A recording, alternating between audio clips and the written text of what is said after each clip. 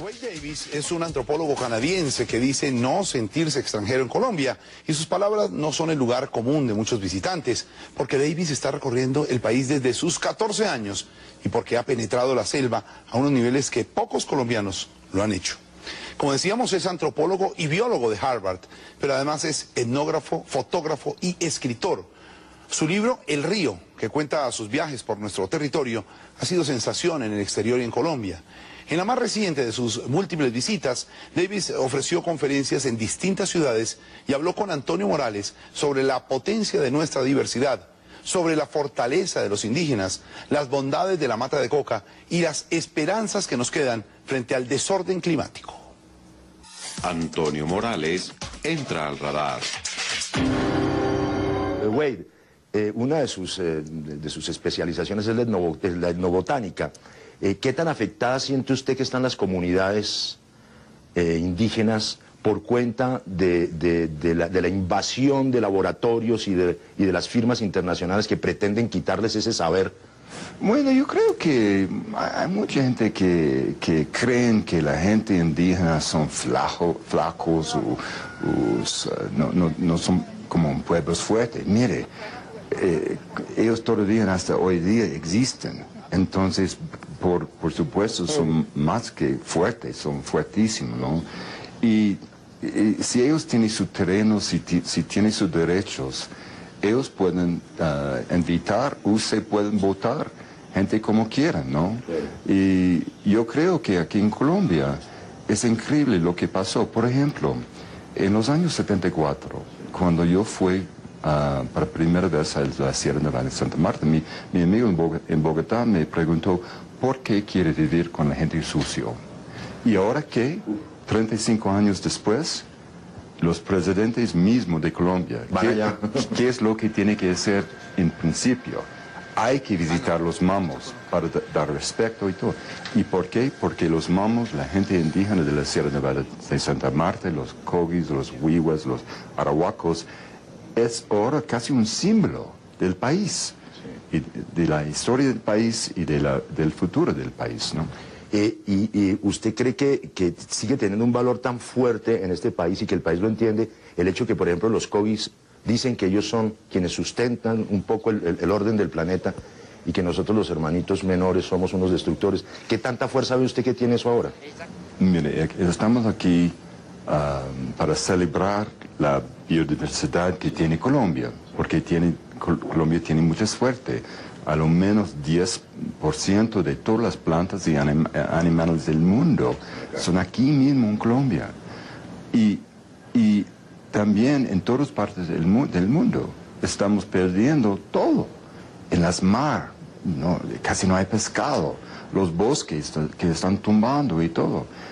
Yo creo que hoy, más que cualquier otra época, necesitamos las ideas de los mamos, que hablan en frases completas, que nosotros tenemos una obligación a proteger Sarancua, que nosotros la madre tierra. La madre de tierra, que nosotros no tenemos derechos para hacer como lo que queremos contra la tierra. Y yo creo que ese es un mensaje tan importante. De todo, con el manejo de las plantas, de la naturaleza. Wade, pero usted siente que en esos tantos años, que son 30 y pico de años de deterioro de la selva colombiana y del monte colombiano, ¿eso ha afectado el conocimiento ancestral de los indígenas? Es decir, la capacidad filosófica y de pensamiento, ¿está afectada o se conserva? Es una pregunta perfecta, porque mire, hace 35 años yo fui hasta el río Piraparaná, más allá que el Mitú en el Vaupés. Y en ese tiempo los pueblos como Barazana, Macuna, bueno, parece un poco triste, como había algo aquí muy importante, pero se ha acabado todo, ¿no? Y en ese tiempo estuvimos siempre charlando de la gente que van a morir, ¿no? La gente desapareciendo. Exacto. Sí. Y entonces lo que pasó, gracias al presidente Virgilio Barco, sí, Y ese hombre muy amigo mío, Martín von Hildebrand, que tiene amigo suyo, que tiene su fundación Gaia Amazonas, él, cuando él fue el jefe de asuntos indígenas, directamente trabajando con el presidente Barco, él empezó a proteger la tierra de ellos. Y por fin, en la Constitución colombiana de 1991, la gente de Amazonas tiene sus propios derechos para un terreno que es casi el tamaño de Inglaterra, o más. Territorio y autonomía. Sí. Totalmente. Y lo que pasó, una creencia de ideas y de la cultura. Es decir, güey, es todo lo contrario de lo que uno podría pensar. Se ha fortalecido el pensamiento indígena. Totalmente. Qué maravilla. Totalmente. Te voy a proponer casi un juego. Eso que estamos hablando detrás del pensamiento indígena, ahí hay una fuerza gigantesca, una fuerza totémica, que es quiero saber cómo la ve usted, que es la fuerza del jaguar. Sí. Así que le diría yo a usted, que es de América del Norte, jaguar you. ¿Cómo es esa fuerza del jaguar, que es la fuerza de América? Sí, bueno, es que nosotros tenemos una idea que la gente indígena de repente son chévere y tienen su traje y todo, pero es una triste, pero ellos están perdidos en la historia, no son gente moderna y todo. Es una mentira. Esas comunidades no son flojos, son fuertes. Y lo que necesitan es solamente sus derechos, ¿no? Derechos a la tierra, derechos a una forma de educación propia para ellos. Y con eso se puede crear una revitalización, un nacimiento de culto. Wade, hay quienes dicen, a propósito de este tema, hay quienes hoy afirman que el gran holocausto y el hecho más horroroso y bárbaro de la historia de la humanidad fue la conquista de América. ¿Usted cree que eso es así? Bueno, fue un encuentro tan duro, ¿no? Pero es interesante porque en Perú, por ejemplo, sí, hace un rato, todavía había en la plaza en Lima una estatua de Pizarro con su listo, peleando hoy día contra los Andes. Al contrario, en México hay un sitio en que es muy interesante, que dice, mire, hace 500 años algo pasó que fue muy malo, sí, pero desde ese fuego fue creado el país de México. Claro. Ese es el sentido el que yo... Sí, maravilloso, que es América mismo. Exacto. Nosotros todos, en Canadá, los Estados Unidos y toda Latinoamérica, nosotros somos los niños de ese momento, ¿no? Y ahora, hasta hoy día... Los hijos de lo bueno y de lo malo que pasó hace 500 años. Exacto. Y lo que tenemos que hacer, tenemos que proteger el futuro, claro, ¿no? Wade, yo siento que su libro, El Río, que es un libro que pues hemos leído y que es un libro que tiene una importancia enorme en la literatura y en la antropología, es como una nueva versión en la saga de cosas tan importantes como las que pudieron hacer en la antropología Levi-Strauss, Morgan, Malinowski. ¿Cómo se dio El Río? Es decir, ¿en qué momento usted ensambla la antropología con la literatura? No, ¿sabe qué? Es que me encanta cómo este libro fue un éxito en Colombia. Y yo no sabía... en el mundo también, güey. Sí, pero lo que para mí es más importante en Colombia. Sí. Y sabe que es que yo no tuve ninguna idea de eso, pero una vez, hace 2 años, cuando llegué en Santa Marta para filmar con los arhuacos, encontré una mujercita, una hippie colombiana muy linda, sí, que estaba en la playa leyendo el libro, ¿no? Y después... ¿Hippie joven o hippie de no, hippie... Bueno, son todos pedazos jóvenes. Sí, los hippies no envejecen. No, pero lo que pasó es después fuimos hasta Bogotá para hablar con Rafael Pardo. Y él tuvo el libro en su oficina. Entonces yo estoy pensando, ¿qué pasó acá? Y es interesante porque gracias a los colombianos el libro El Río fue un éxito aquí. Pero yo creo que la cosa más importante es un libro de cariño. Es un libro de amor para Colombia. Un mapa de sueños, decía usted. Sí. Bueno, es lo que yo siento, güey, que también es un libro identitario, que nos produce una identidad, y lo más maravilloso y paradójico es que la identidad nos la está ofreciendo un gringo. Sí, bueno, Usted es canadiense. No. Pero de vez en cuando yo siento como más colombiano que canadiense, ¿no? Yo llegué aquí en Colombia cuando tuve 14 años para vivir con la gente en la montaña alrededor de Cali. En los Farallones, ¿no? Sí, desde ese momento ese país me toca mucho. Y creo también, como dijiste, es que el libro... El río es también como una mapa de sueños. Digamos que el libro parece muy popular con la gente que ya tiene como 25 años hasta 30. Claro. Y imagínense, es una o dos generaciones de colombianos que no podían viajar en su propio país por la violencia. Aquí es un libro, es escrito por un muchacho joven como ellos, de 20 años. Que sí pudo viajar. En una época que Pero ahora... uno hacía así y en las carreteras lo llevaban. ¿Recuerdas? Sí, claro. No, en ese tiempo, mire, yo llegué en Colombia en el año 74 con no sé cuánto, $1,000, $1,500 y con planes para vivir aquí para 2 años.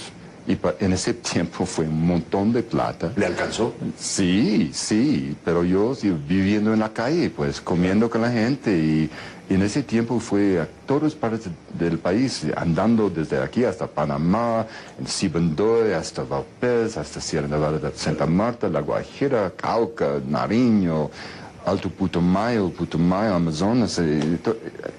Fue como un paraíso. Esa satanización de la coca y todo lo que nos ha pasado, ¿cómo la ve usted en la perspectiva de esos tantos años que usted ha conocido a Colombia? ¿Qué es la coca para un indígena? Es una Para un planta, arhuaco, ¿qué es la coca en su corazón? es una planta sagrada, para Que empezar. produce conocimiento. Que es un estimulante bien suave, que aumentar las posibilidades a concentrar un poco. Y entonces, más que todo, ellos cambian para hablar, para hablar de las cosas más importantes. Muchas veces ellos como empezaron a la noche, porque la noche es el tiempo de la reflexión y para hablar de Sarancua. Y es una cosa como los hombres reúnen para ver cómo son. Es totalmente profundo, ¿no? Estamos aquí para ver cómo podemos ayudar a Sarancua. ¿Qué es lo que podemos hacer para hacer algo de bueno? ¿Cómo podemos proteger las familias? Es tan profundo. Ha sobrevivido la coca, la planta sagrada, al narcotráfico inclusive, ¿no? Es una cosa terrible, mire, es que a la coca y a la cocaína, ¿no? Y es como un durazno y el veneno que existe en la semilla de un durazno. Sí. Y la coca también es bien nutritivo. Y sí tiene un poco de cocaína, ¿no? Pero menos de la mitad de 1% de... Sí, no, el alcaloide es mínimo. ¿Sí? Sí, muy mínimo. Pero también tiene vitaminas y la cosa más importante es que tiene más calcio que cualquier otra planta conocida por las ciencias. Y eso fue muy importante para la gente de la sierra, que antes que la llegada de los blancos no había una leche, ¿no? No existía, claro. No. Y también la planta tiene algunos elementos que ayudan el cuerpo para comer carbohidratos en las alturas. Ante la coca... Para poder respirar bien. Sí. Y también es muy bueno para soroche. Claro que la coca no es una droga, es una planta sagrada, ¿no? Y como el peyote, como tantas otras cualquier otra cosa. Y yo creo que lo que tenemos que hacer es, tenemos que explicar al mundo que la coca es una cosa, el otra cosa es la cocaína.